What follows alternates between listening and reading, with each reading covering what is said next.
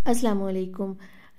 जैसा कि आपको पता है कि माशाल्लाह से रमज़ानुल मुबारक की आमद आमद है और कुछ तैयारियां मैंने भी की हुई हैं, कुछ तैयारियां आप लोगों ने भी की हुई हैं। तो हमने इंशाल्लाह सहरी और अफ्तारी को कैसे मैनेज करना है ये सारी जो हैं बहुएं और माएँ सारी जो हैं वो अपने जहन में एक स्केच लेके बैठी हुई हैं कि हम ऐसे करेंगे। तो ये मैंने पराठे की रेसिपी शेयर की हैं और 4 जो हैं वो मैंने फोल्डिंग जो है आप पराठे की आपके साथ शेयर की हैं।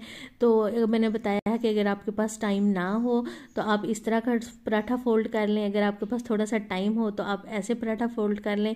सारे चारों पराठों के रिज़ल्ट बहुत अमेजिंग है, बहुत ज़बरदस्त है और झटपट बनने वाले हैं। तो आपने मुझे कमेंट बॉक्स में ज़रूर बताना है कि आपको कौन सी फोल्डिंग अच्छी लगी, कौन सी पराठे की फोल्डिंग आपको अच्छी लगी है। वीडियो शुरू करने से पहले आपसे छोटी सी रिक्वेस्ट है कि लाइक पे हिट कर दें, सब्सक्राइब को भी प्रेस कर दें और बेल आइकन को भी प्रेस कर दें। इससे क्या होगा कि मेरी हर नई आने वाली वीडियो का नोटिफिकेशन सबसे पहले आप तक पहुंचेगा, वो भी बिल्कुल फ्री में, इसके कोई चार्जेस नहीं हैं। तो चलते हैं रेसिपी की तरफ। बिस्मिल्लाहिर्रहमानिर्रहीम।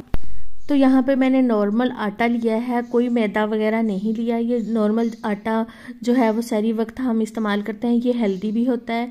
तो उसके मैंने पेड़े बना लिए हैं, 3 अदद मैंने भी पेड़े बनाए हैं, चौथा मैं बाद में बनाऊंगी पेड़ा।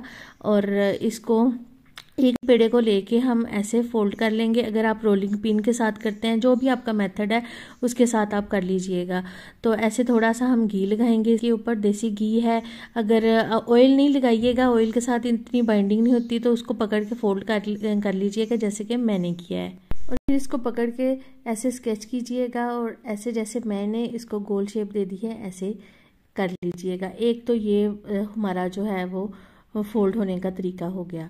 दूसरा तरीका ये है कि आप फिर सेम प्रोसेस आप ऐसे घी लगा लीजिएगा थोड़ा सा बेल के इसको, और फिर हमने इसको ऐसे करना है कि एक छुरी लेनी है। तो छुरी का दरमियान में से ऐसे कट लगाना है और इसको ऐसे फोल्ड करके इसको एंड तक ऐसे ले जाना है पकड़ के, जैसे कि आपकी बहन लेके जा रही है। तो ये देखें ऐसे करके, और फिर इसको थोड़ा सा हम स्केच करेंगे ऊपर को और ऐसे गोल सा इसको बना के गोल शेप दे देंगे। ये है दूसरा तरीका। और बाज़ औक़ात हम उठते हैं लेट और फटाफट से हमारा होता है कि फटाफट हम काम कर लें जल्दी से।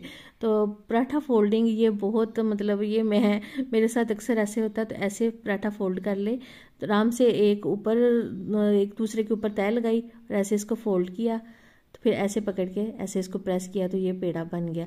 ये तीनों जो पराठे हैं इनका रिज़ल्ट बहुत ज़बरदस्त है। और ये पराठा अगर आपके पास टाइम है, आपने अपने हस्बैंड के लिए या भाई के लिए या अपने बाबा के लिए बनाना है, तो इस तरह का पराठा बनाइएगा, वो बहुत तारीफ़ करेंगे। ये बड़ा मज़े का बनता है।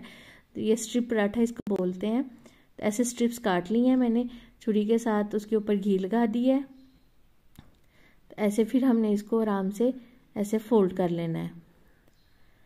तो आपने मुझे बताना ज़रूर है कि आपको कौन सा पराठा अच्छा लगा है, कौन सी फोल्डिंग अच्छी लगी है। तो ऐसे फिर हमने इसको ऐसे थोड़ा सा स्केच ऊपर की जानिब उसको लंबा कर लेना है स्क्रैच करके। तो ऐसे फिर हमने इसको बल के दे के रख लेना है।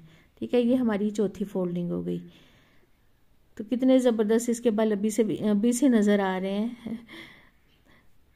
तो ये स्पेशल पराठा है। अब हम बेल रहे हैं पराठे को तवे पे लेके जाने के लिए।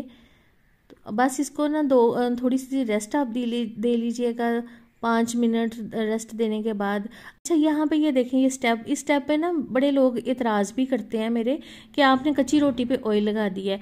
देखें, इस टाइम पे अगर हम ऑयल लगा देंगे तो ऑयल जो है ना वो कच्चा नहीं रहेगा, वो पक जाएगा। जब तक कि रोटी पकेगी साथ ऑयल भी जो है वो पक जाएगा। तो इस तरह से मैं ना जब भी घी वाली रोटी बनाती हूँ तो मैं कच्ची के ऊपर ही लगा देती हूँ। ये देखें कितने ज़बरदस्त से बल हैं, मैं आपको उसके साथ ही दिखा रही हूँ।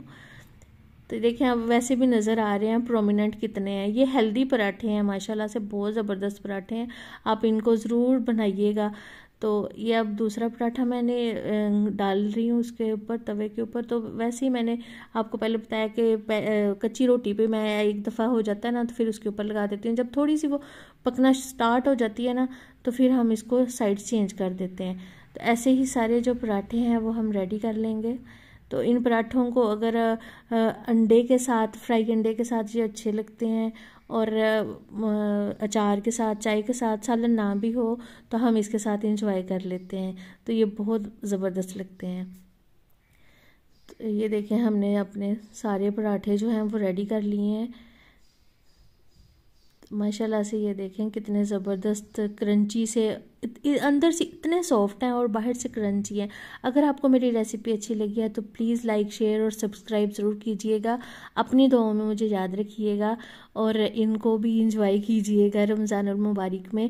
अल्लाह हाफिज़।